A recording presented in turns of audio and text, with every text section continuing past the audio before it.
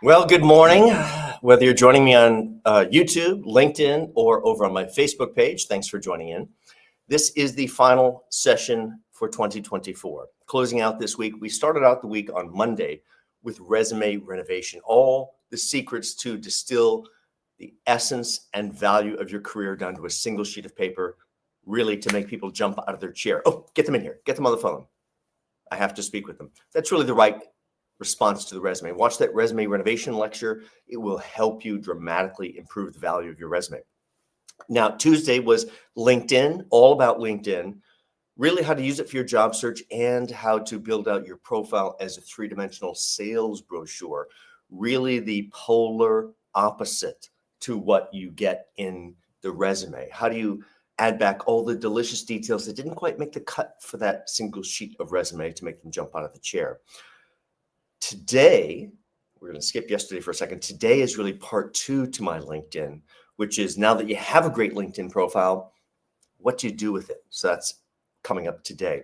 Yesterday, we talked about interview intervention and all the secrets that really recruiters use to help coach their individual candidates, to help outmaneuver all the other competitors they don't really see.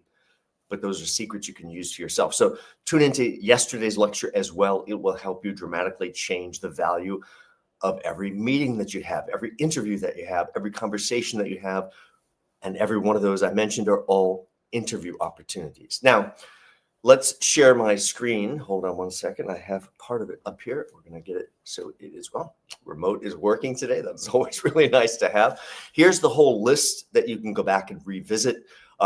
This is only 4 of my lectures. I have about 10 or 12 different lectures out there. So the rest of my lectures you can check out on my SelfRecruiter website right under the blog. They're all listed right there, along with a lot of articles and everything else that will help you. So as we jump into today, career evolution with LinkedIn and social media marketing, it really, well, let's just move on and give you a subtitle for this lecture. Here it is right here. Or now that I have a great LinkedIn profile, what do I do with it? Everyone said I had to be here, built up my profile. Do you ever go traveling, road trip traveling, not flying traveling, but road trip traveling? Years back, maybe, but there's still a few touristy places that are like this. But over in that corner in the hotel, at least in older days, tended to be a cigarette machine. And on top of that would be all the travel brochures for everything in the area. You want to go do this, you want to go do that, you want to come over here and do this. Well, that's what your great LinkedIn profile is, a great brochure, just like one of those sitting in that rack over in the corner on the top of the machine, getting dusty. Today's lecture is how do you get your sales brochure in front of the decision makers, both in your current company, in case you want to go up the ladder internally, or at the competitor companies, almost without seeming to do it on purpose. So we're going to show you how all of that works. It's really, really valuable for you. Or another way to say it is, how do I take control of my career story so I control it? In case you haven't seen me before, John Crant, author, career coach, and speaker, resume and LinkedIn guru as well. So if you are suffering like most are with, well, they're suffering from this. They're doing a really great career, lots of great deliverables, and very poor storytelling across the resume or LinkedIn profile that leaves them not getting the offers they want, not getting the interviews that they want. That is a problem that can be solved simply by retelling that story in a much better way that's still absolutely letter true. If you need help, check out my SelfRecruiter website under the services tab. And if you need to talk before you know which package is right for you, send me a quick email at john@selfrecruiter.com. Over on my LinkedIn, you can click to a number of articles that will also help you through some of the challenges that you're facing. Let's start off with this. I want you to listen to it. We're going to share it for you. And I'm going to get out of the way for just a minute.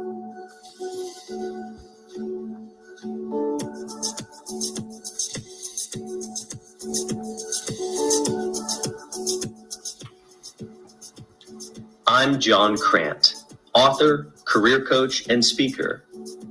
And today I'd like to talk to you a little bit about using LinkedIn and getting the best out of social media marketing.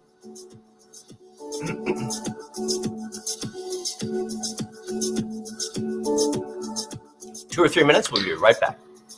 Your business is built on perception. perception of the products or the services or of your reputation. Business today is judged by web presence, not just a business's website. In our traditional work life, we didn't hesitate to network with the right people when an opportunity arose. That chance to meet the right people that could help our career. But as a small business owner, sometimes it's all you. It becomes easy for us to prioritize networking away. Oh, not today. Until it's never on today's list. We have so many other hats to wear if we are to reach our dreams. And those other hats are certainly more important. It's important for every small business person to network, to open doors that you may not have even imagined yet. You need to be reaching and communicating with current and potentially new customers or clients. You need to be out there contributing to the discussion about you. And with focus, it takes much less time than you really think to be effective. But you do have to take control. You have to develop your LinkedIn profile into a 3-dimensional sales brochure, all about you, that naturally drives the reader to a singular conclusion. If I work with, hire, or buy from this person, it's the best business decision I'll make today. Then make use of social media marketing tools built into LinkedIn to be sowing your value across the network in updates and postings and other shares that influence the perception of you. Well, there's much more to share as we're just getting started. Now imagine that you have this great communication platform. By the way, that's your great LinkedIn profile that positions both you and your business professionally and effectively. And think about the effects of using and implementing a sharing on a schedule or editorial calendar to simplify your messaging. That's a powerful voice to be heard that affects perception. What would you want others to be thinking of when they are thinking of you? That's the important question. Well, I hope you enjoyed that little piece there. Hope you didn't get distracted by your business. This is a piece I put together a few years ago for Goldman Sachs 10,000 Small Business Program. But if you simply replace your business with your career brand, because you have a career brand to manage forevermore, this is exactly applicable to today's lecture. Of course, all my lectures are about becoming a self-recruiter, how you become one great recruiter looking after one great candidate, which is you. But it also means you have to be the strategist, you have to be the cheerleader, got to pick yourself up by the bootstraps, dust yourself off when necessary, all of that. And it requires not only the taking control piece, but keeping the one eye on the toughest competitor imaginable, or you're not going to beat those folks. But today's lecture will show you how you really kick that competitor sideways simply by your use of LinkedIn and what you're going to do from a social media standpoint. Now, this is about freshening up our career story and readying ourselves for a digital self-marketing campaign. So if you did not refresh your LinkedIn profile so it properly positions and sells your real value, please watch yesterday's lecture before you implement today, because you don't want extra audience looking at your profile until it's the best version of you that it can be. This is all part of rebranding your career and marketing your brilliance. This is part of taking control of the conversation that creates engagement. Well, it's closer to that type of engagement. Let's talk about LinkedIn. We'll talk about a few other platforms as well. I think you can manage 2 or 3 platforms effectively in your job search without that stealing all of your time. The time is the only resource you really have, so you have to be really, really careful. Certainly, I recommend LinkedIn. Hard for me to say I recommend X, Twitter, but there's value there. There's value there, whether it's X, Twitter, Threads, whatever, Blue, whatever it is now. Whatever one you decide to go with, there's value to being on that type of platform. We'll talk about that as we go along, or YouTube or Facebook or anything else. Now, Facebook and some of the other stuff, TikTok, all stuff, may or may not be really great for our career to expose those. So we have to really think carefully about how we use that. Every week, we're presented with more and more and more social media platforms. This is not about losing all your time on social media. This is about effectively doing 2 hours of homework so that then I can execute my social media strategy in just 2 minutes per day, leaving the rest of my day free and clear to do real job search. Now, that's it. Not mine. I stole it off Facebook a few years back, actually. But it's great for really explaining social media and also explaining how quickly social media goes out of date. So Twitter, here I am eating donuts. Facebook, that's where I like donuts. Foursquare, I don't know who uses Foursquare any longer. They changed their model and they lost all their business. Instagram, well, no one's using it for vintage photos any longer, but you get the idea. Might want to be there, especially if you're in creative. YouTube, here I am actually eating a donut. LinkedIn, my skills, of course, include donut eating. And Pinterest, there's a little donut recipe. Not so many recipes on Pinterest these days, but some. All of these platforms, whichever ones you decide to use, are about influencing people's perception of you. Information's the new currency. What type of seeds are you going to plant that will grow into that currency that will lift your brand? I don't have to read all these because they're right on the screen, but look at that second one from the bottom. Proper effective use of social media lets you stay in seemingly connected state, and awareness state is probably a better way to say it, with thousands and thousands of people across your network that really are interested in you, but you couldn't possibly keep them updated and involved. And that's another thing that it does for you. It keeps you on the top of the mind of decision makers. Now, social media profiles, because there's the use of social media, then the profile itself, and those are two different things. And you don't want every one of your profiles to look identical, like it's identical.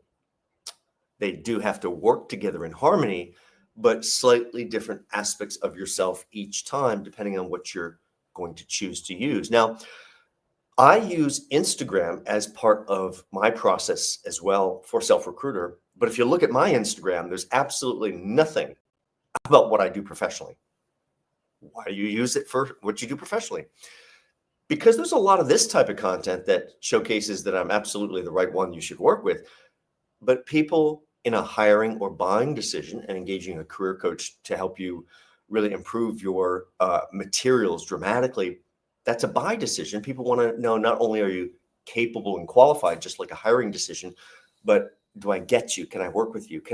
What's the chemistry going to be like? And that's more of a, what makes you tick? Why are you interesting? And that's how I use my Instagram. So you'll find me hiking up the Hudson Valley or climbing Half Dome out in Yosemite, or spoke about it earlier in the week, almost dying in the California desert at 108 degrees on a hike that I shouldn't have taken, but it was the only day I was there, and this hike was on my bucket list. And then after a wrong turn up on the plateau that added 2 extra miles in the direct sun, boy, I was in desperate trouble for the last hour back to the car.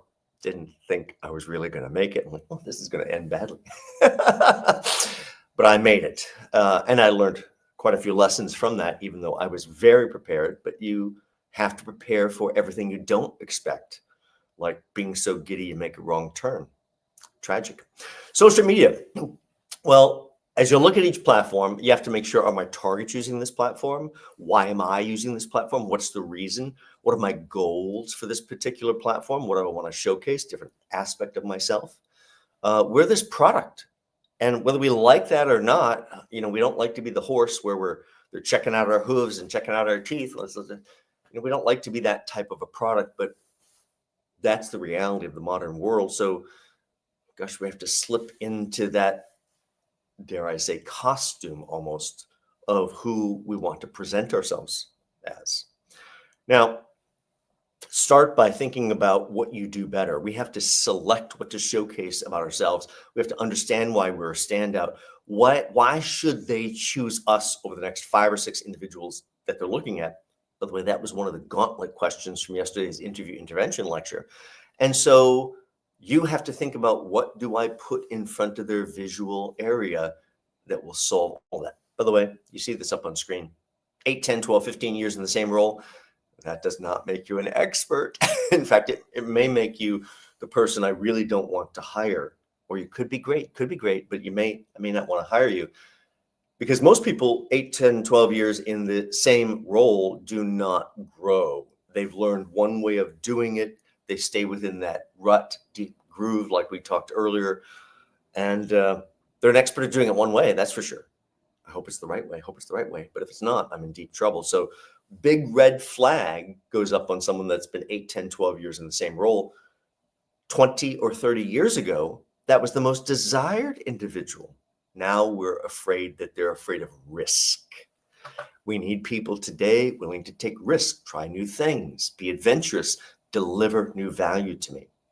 Now, when I get ready to do sharing, I have to become the content guru of me. It's all about me.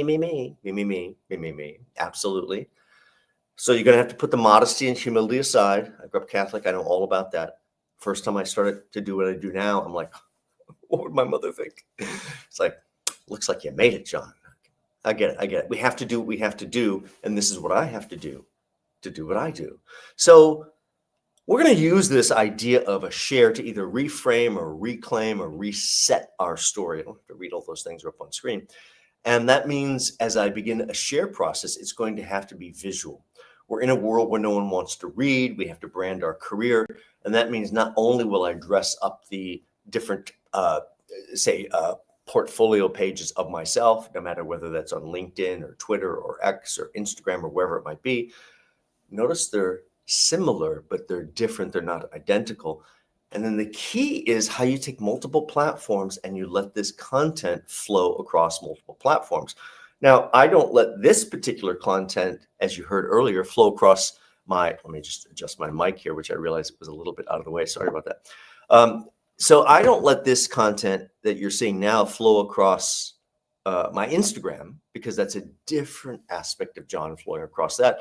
But I do let this flow across several channels that all show my professional side. And you realize over time, and I know I'm in all of these because I'm a public speaker, this isn't really about you being in most of them. Some of them might be nice. This is about people looking over your shoulder about what you're reading, doing, sharing, attending, what you're involved in, how you're living and breathing the profession. And that helps elevate you as a standout in your field. So what would you like to do? You have to be adaptable. You have to have new ideas. You have to be looking, reading, doing things that showcase this drive that you have for that. So how would you like them to see you? How would you like them to perceive you? These aren't the same kids you've been stuck with in school forever that only see you a certain way. By the way, that's a real thing. I moved in the middle of high school.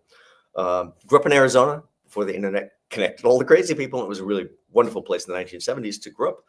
And those are all the kids I grew up with since kindergarten. And you know what? They had one image of John. That's John. That's John.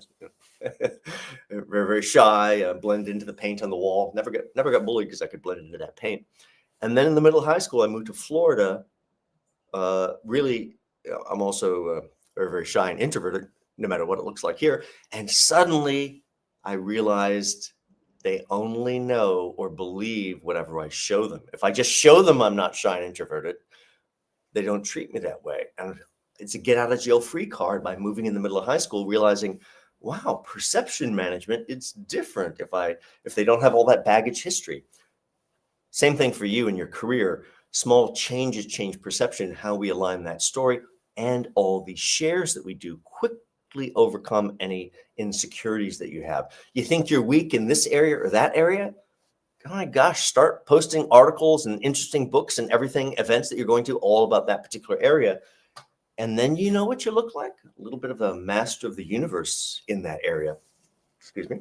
Finger on the pulse of what's going on in that area.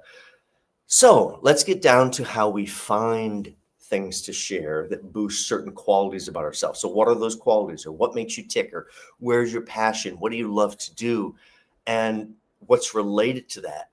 So as I begin to pull different items to share, I'm going to think about this process of developing content. So when I go to develop my content to share, I'm going to first go look at articles, which means I go to Google I don't have any particular love for Google, especially since they're trying to read everything we ever do and watch everywhere we ever go. But in this case, I really mean go to Google. You need the better results. Click on the news tab. Put in a few keywords about your industry or the sector or the role or the challenge or the players within your industry. And each one of those searches will return articles about your industry, the players, the challenges, the roles. Good, bad, or ugly, it really doesn't matter. If you waited all day, if you waited all day to find a really good article to share, good luck, you're not really going to share a lot. What you're looking for is an article that hits the bullseye of the topic. Article itself can be good, bad, or ugly. It doesn't matter because it's worthless if you don't include your opinion. So you're going to include 4, 5, 6 words of opinion, and it could be as simple as what a great take on best practices. Here's the title: Best Practices for Exactly What I Do. Somebody already wrote that best practices technical white paper on how to do what you do the very best way. I know you might like to write it, and you could, but you don't have to. There's a million of those papers out there. If I agree with it, what a great take on, boom. If I'm not sure I agree with best practices for exactly what I do in the link.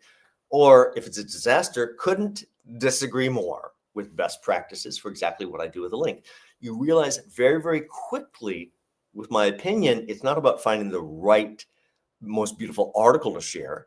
It's simply about finding the one that's on the right target, attaching your opinion. That topic is always connected to you. So as I begin to look through other items in my background I could share, I look through the projects I've worked on. I begin to split hairs going, well, did I work on it? Did I initiate it? Did I develop it? Absolutely.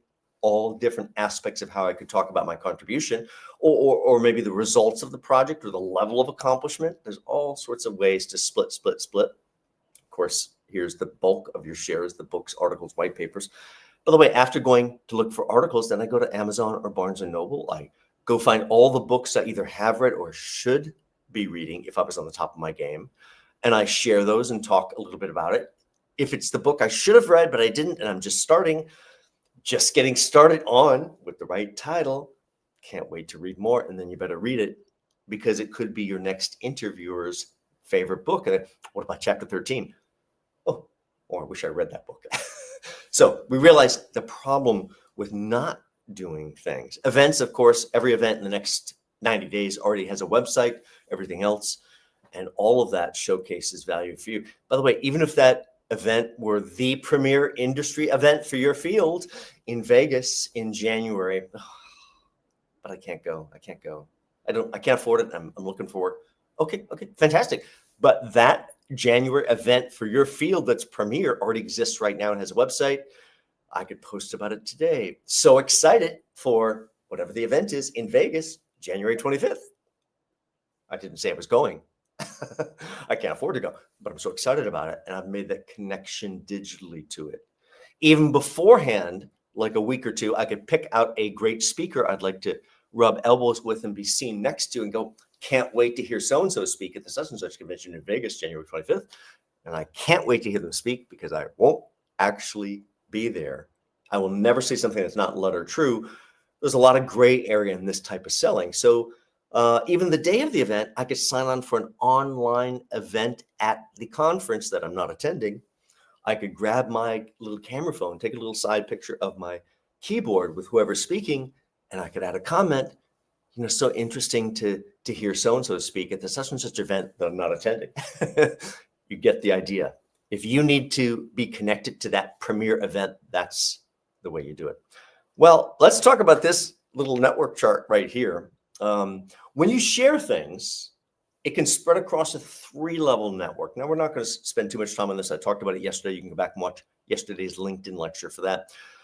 But it's not going to land on every desktop you see. And this is obviously just figurative that you see here, but it will land on whatever ones within that 3-level group that the LinkedIn algorithm thinks might like your content. That's why you improve the story of your profile. That's why you put the right visuals in your profile. That's why you join the right groups to your profile so that you're teaching the algorithm who you are, who would be interested in hearing from you. And then you begin to share this content that's appropriate and specific to also the background you already built out.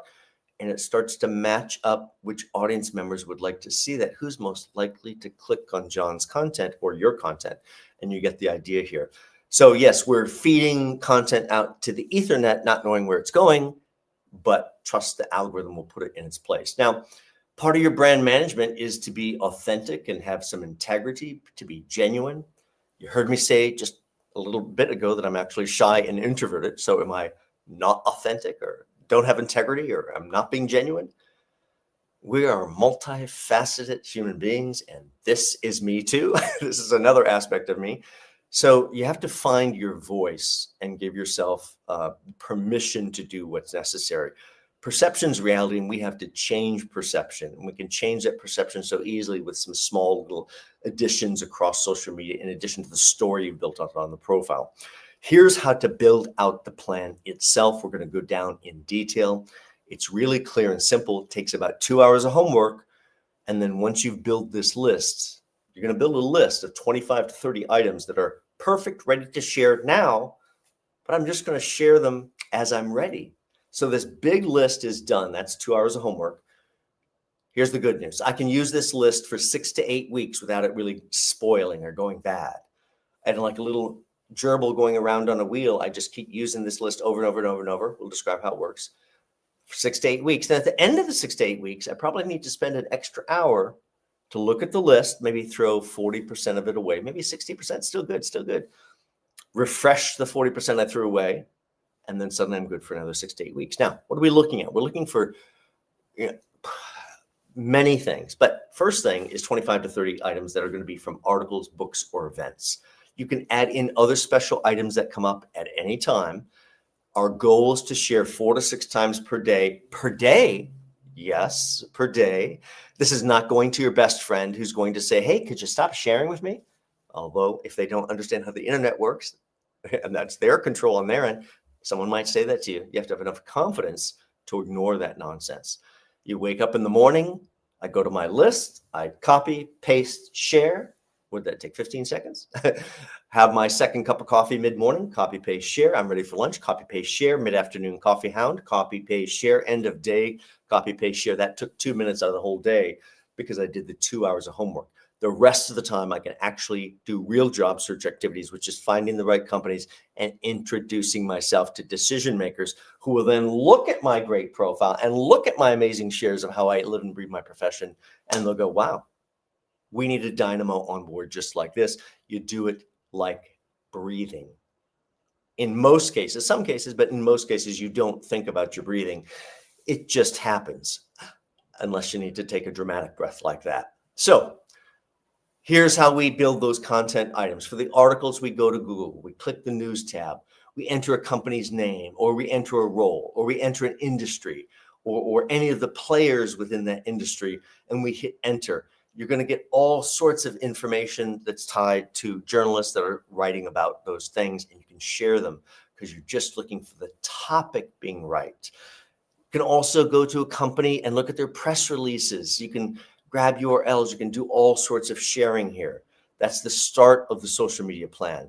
Then we build out this list that's really going to help us. Now, we're going to look at books. For books, we go to Amazon, Barnes & Noble if you prefer. It doesn't really matter. You have to have some place with an online repository so you can grab that link, which will have a great visual of the book, every other thing, and then you just add your commentary to it. So what's getting buzz? What are all the people reading? What should you have read? Yeah, those books have to be on your list. Copy the URL, copy the title, you have that content. When I'm building out my share, let's not forget we're in a world where nobody wants to read. I wish I didn't have to say that. That is some awful news for our future. But if you understand nobody wants to read, don't write a paragraph. What you're going to do is grab the title, book, article, event, whatever it is, grab the title, copy it, put quotes around it so the brain can easily look at it, grab it, look at it, grab it. It's the way our brain works. In front of the title, you're simply going to put 4, 5, 6 words of your opinion. What a great take on. Not sure I agree with, couldn't disagree more, or whatever you feel about this item, but you have to have an opinion or it doesn't stick to you. You just share without your opinion, you become a random share and has no real effect on your value. You start giving your opinion with it, like, oh, John thinks that, or John thinks this. You better believe it. John does think that. So that's the entire process. behind the opinion and the title behind it is just going to be my link, nothing else. I'm not going to write a diatribe that no one's ever going to read. And that becomes short, little sales marketing messages that leads people to you. This guy's always posting interesting stuff about my field. Click, then they're on your sales brochure about you, which is the whole goal. Events is the same thing. All those websites already exist. You can grab the URL. What's getting buzz? What should you attend if you had an unlimited budget? What would you attend? I've got to be showcasing myself that way, or I'm not living and breathing the profession. It's our job to set the stage and create an environment the audience wants to see. So, what if you put them in your shoes looking out of your eyes? What assets in your background do you want to showcase? What things would you like them to see? How do you want them to feel about you? In terms of tone, it's like speaking to a dear old friend I haven't seen in a while. Warm, friendly, inviting. So 4, 5, 6 words of opinion, followed by the title in quotes. Here it is right here. It's so simple. Followed by the article, book, or event URL. And suddenly it becomes something very, very compelling they can't turn away from, because at the end of the URL, it also pulls in some visual thing. Might be as simple as this. What a great take on best practices for team management. And then the article right next to it. John thinks this is a great article. If I look at that article and I read it and I go, wow, it's a blueprint for what we should be doing. John seems to understand it. Gosh, if I hired John, I'd have a very, very different outcome. That's how all this connects. So go back to all the projects or the results or all those ways to differentiate that we were talking about, splitting the hairs, and split the hairs many ways and create multiple posts that you can talk about. Now, when I wake up in the morning and I've built this list, I simply wake up, copy, paste, share, like you heard, copy, paste, share mid-morning, copy, paste, share at lunch, copy, paste, share in the afternoon. You get all of that idea. I get to the end of the day and I enjoy my evening, hopefully, because I've worked hard on my job search during the day. Next morning, I wake up and wherever I stopped in the list, I can just continue and continue and continue until I get to the bottom. Then I go all the way to the top, because statistically, no one can see a repeat. 25 to 30 items. They'd have to be staring at your LinkedIn profile all the time.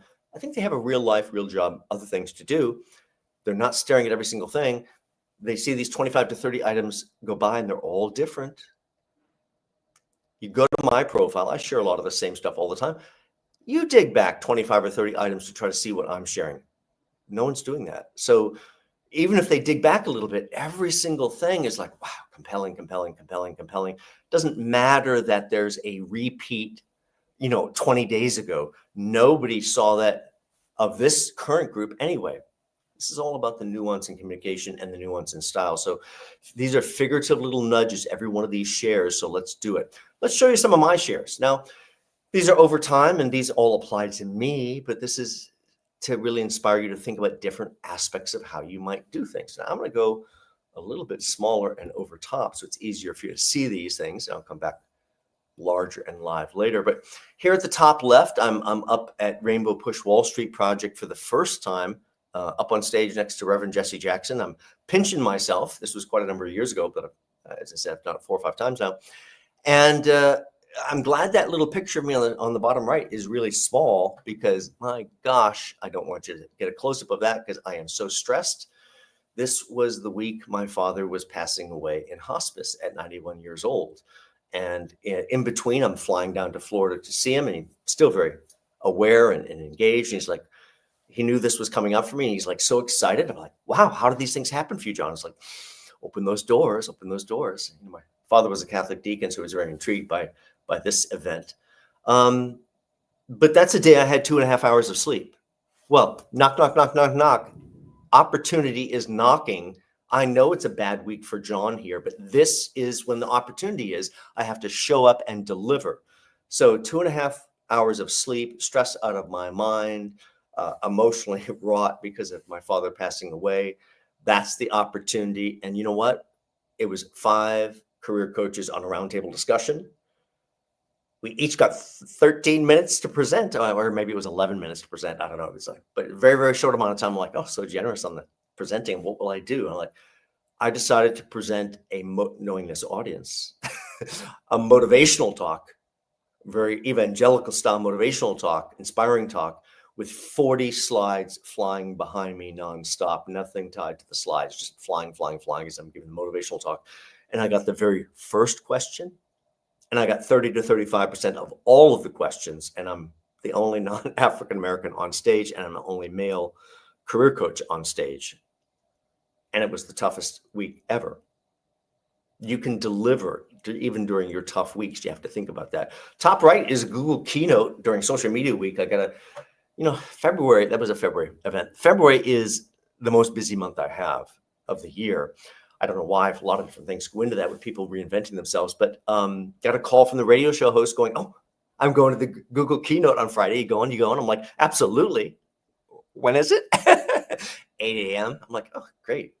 I'll see you there.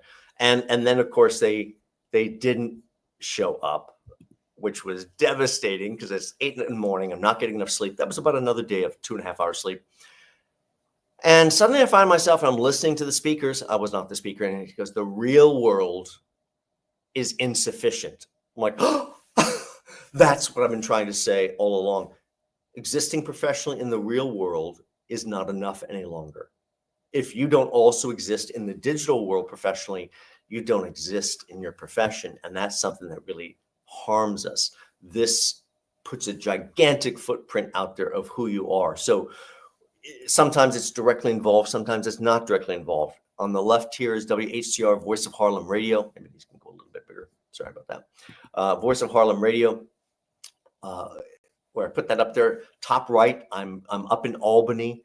By the way, the library never gives me any compensation. Those are all volunteer lectures. I'm up in Albany, really speaking on behalf of the library to try to keep the funding going. The library is the safety net for community. So I donate my day to go up and talk about that, or getting highlighted in AM New York. Those kind of things are always fun. And when they happen, everybody likes to see some fruits of their labor coming back to them, or breaking the record for a attended event that was regularly scheduled at the library. Very competitive, or getting featured in a number of things. You get the things that draw attention. Getting featured in Essence magazine. Barack was on the cover. And, it's interesting because here's my book on the reading list right here. And we'll zoom into that in a minute. The shorter gal on the left, but on the right in the picture is the gal that got me into the magazine. She happened to step outside of the library out front. And when I give talks to the library, I'm usually outside on the sidewalk answering people's questions until the last question's answered. And she mentioned, gosh, I'm blogging about my job search for Essence magazine. I'm like, you should have a copy of my book.